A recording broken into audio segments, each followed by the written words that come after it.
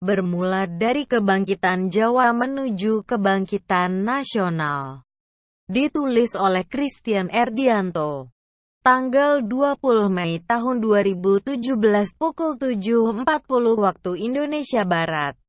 Jakarta, Kompas.com. Banyak kalangan sejarawan tidak menyepakati berdirinya Budi Utomo diperingati sebagai Hari Kebangkitan Nasional.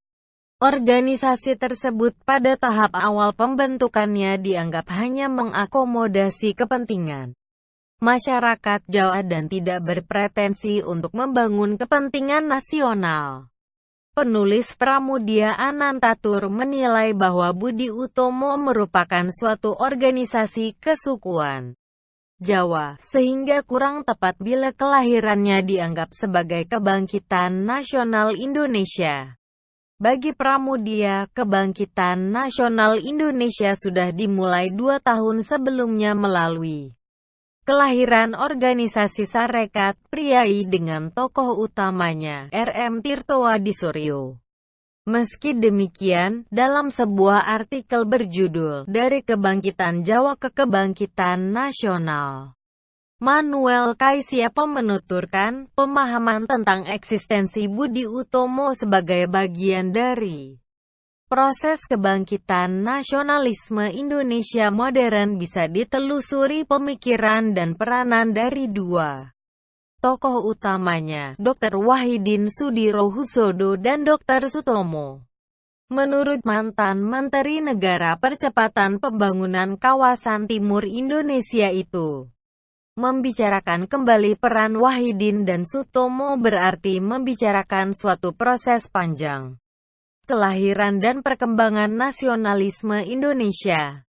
Bermula dari Budi Utomo yang bersifat kultural dan kedaerahan. Proses kebangkitan Jawa dan kebangkitan nasional tidak lagi dilihat sebagai dua hal yang berbeda, melainkan suatu proses yang tak terpisahkan, tutur Manuel.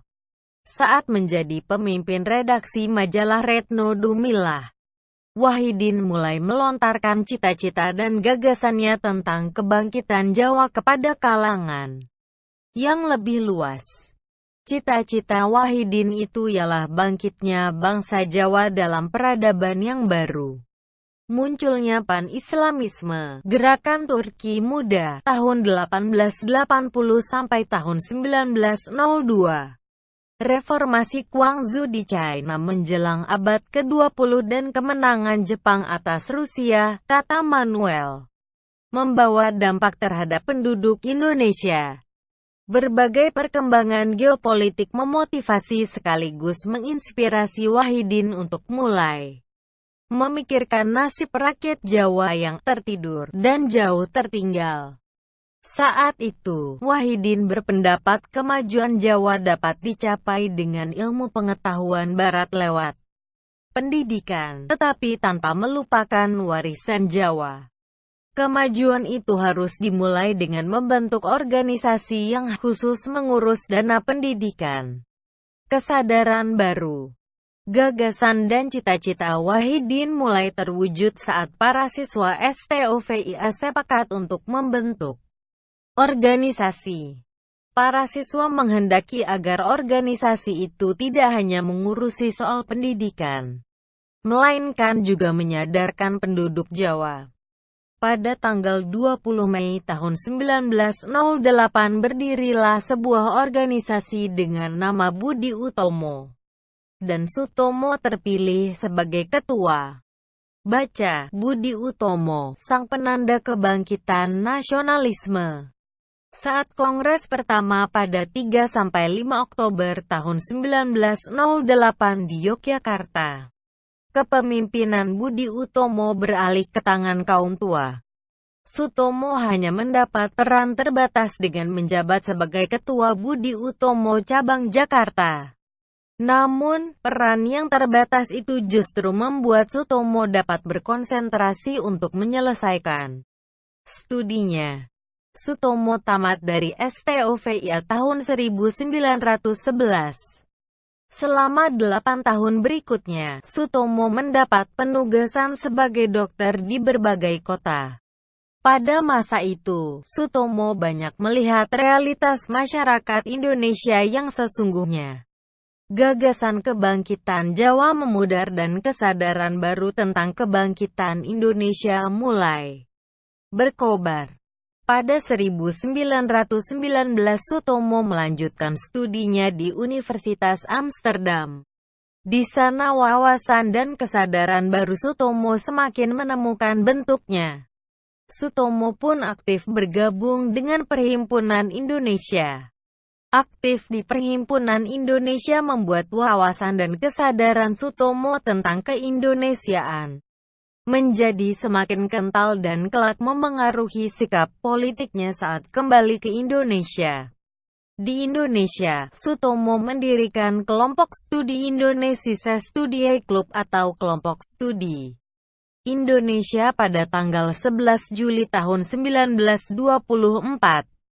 Kelompok studi ini merupakan organisasi orang Jawa yang mendapatkan pendidikan Barat.